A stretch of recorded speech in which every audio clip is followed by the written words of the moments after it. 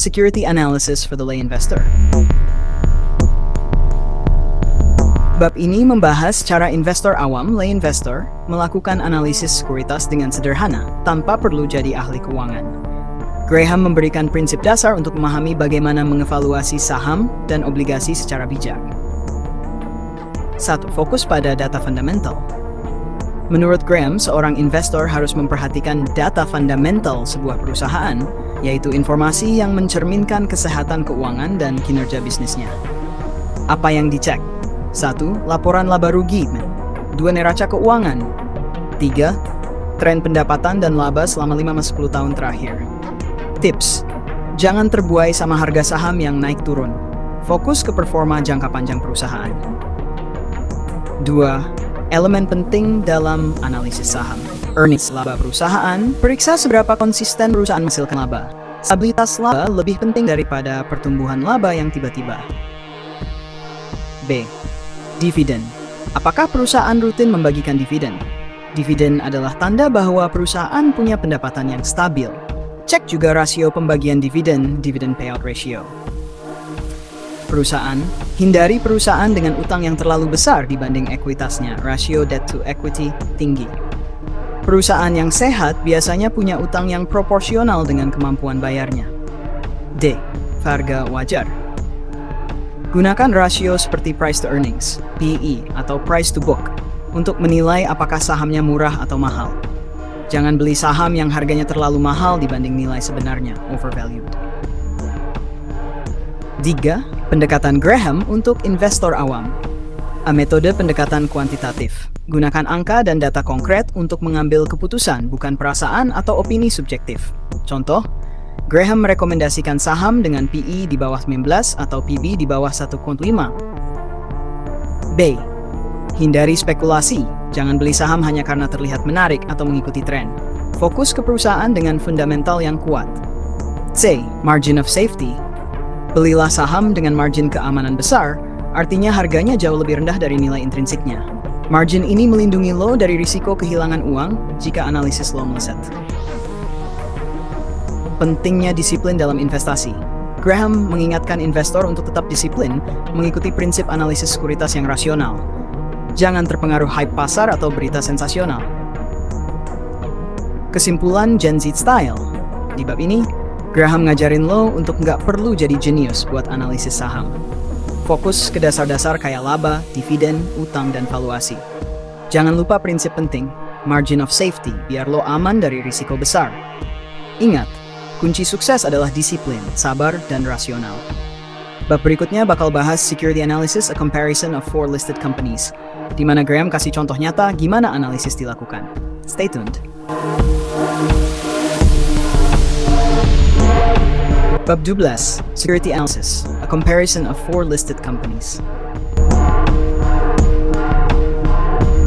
Di bab ini, Benjamin Graham memberikan studi kasus analisis terhadap 4 perusahaan berbeda untuk memperlihatkan bagaimana prinsip-prinsip yang dijelaskan sebelumnya diterapkan dalam dunia nyata. Tujuannya adalah membantu investor memahami cara menganalisis saham dengan benar dan menghindari jebakan umum. Fokus pada perbandingan, bukan prediksi. Graham mengingatkan bahwa analisis sekuritas adalah soal memahami kondisi keuangan perusahaan, bukan mencoba memprediksi masa depan. Perbandingan dilakukan untuk melihat mana perusahaan yang lebih sehat secara fundamental. Elemen yang dibandingkan. Graham mengevaluasi perusahaan berdasarkan beberapa metrik kunci. Earnings. Periksa tren laba perusahaan dalam 5-10 tahun terakhir. Apakah perusahaan mampu mempertahankan stabilitas laba meskipun ekonomi berfluktuasi? Dividends. Seberapa konsisten perusahaan membayar dividen kepada pemegang saham? Perusahaan yang rutin memberikan dividen cenderung lebih stabil. Financial strength. Graham membandingkan rasio utang terhadap ekuitas. Perusahaan dengan beban utang rendah dianggap lebih aman. D. Valuation ratios. Price to earnings PE. Apakah harga sahamnya masuk akal dibandingkan dengan labanya? Price to book. Apakah harga saham lebih rendah dari nilai bukunya? A. Growth pertumbuhan. Apakah perusahaan menunjukkan tanda-tanda pertumbuhan yang sehat? Jangan hanya melihat pertumbuhan sesaat. perhatikan keberlanjutannya. 3. Pelajaran dari perbandingan 4 perusahaan. A. Perusahaan yang stabil biasanya punya tren laba konsisten, pembayaran dividen rutin, dan rasio utang rendah. Cocok untuk investor defensif yang ingin bermain aman. B. Perusahaan yang overvalued. Meskipun terlihat menjanjikan, harga sahamnya terlalu mahal dibandingkan dengan kinerjanya. Graham memperingatkan untuk menjauhi perusahaan seperti ini. Perusahaan dengan risiko tinggi, rasio utang tinggi, laba tidak stabil, atau terlalu bergantung pada satu produk layanan. Cocok hanya untuk investor agresif yang paham risikonya. D. Perusahaan undervalued. Sahamnya dijual di bawah nilai intrinsiknya. Ini adalah target utama Graham karena menawarkan margin of safety yang besar. 4. Inti dari bab ini. Analisis sekuritas bukan soal mencari saham terbaik, tapi memahami perusahaan mana yang menawarkan nilai terbaik dengan risiko yang terukur. Jangan hanya fokus ke tren pasar, tapi lihat angka-angka fundamental perusahaan. Kesimpulan Gen Z Style. Di bab ini, Graham ngajarin lo buat nggak asal beli saham cuma karena rame atau ikut-ikutan. Lo harus lihat laporan keuangannya, bandingin utang, laba, sama valuasinya. Intinya, cari perusahaan yang sehat, stabil, dan harganya masih masuk akal alias undervalued. Bab berikutnya bakal bahas things to consider about per share earnings, alias gimana caranya memahami laba per saham lebih dalam. Stay tuned.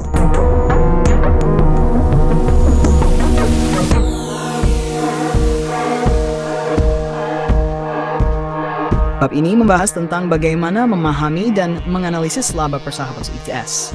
Graham menjelaskan bahwa EPS adalah metrik penting, tapi seringkali disalahartikan oleh investor.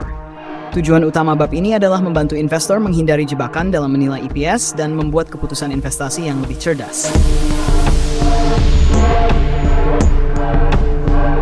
EPS, earning per share, adalah laba bersih perusahaan yang dibagi dengan jumlah saham yang beredar. Rumusnya, EPS laba bersih, jumlah saham beredar. EPS sering digunakan untuk menilai profitabilitas perusahaan, tapi Graham mengingatkan untuk tidak hanya bergantung pada angka ini. 2. Masalah utama dalam menilai EPS. Fluktuasi EPS. EPS bisa berfluktuasi karena berbagai alasan, seperti kondisi ekonomi atau strategi bisnis sementara. Graham menyarankan melihat tren EPS selama 5-10 tahun, bukan hanya angka terbaru. Perusahaan bisa memanipulasi EPS melalui pembelian kembali saham, buybacks, atau akuntansi kreatif. Investor harus hati-hati terhadap perusahaan yang memoles angka EPS untuk terlihat lebih baik. C. Pertumbuhan EPS yang tidak konsisten. Jangan terjebak pada perusahaan dengan pertumbuhan EPS tinggi tapi tidak konsisten.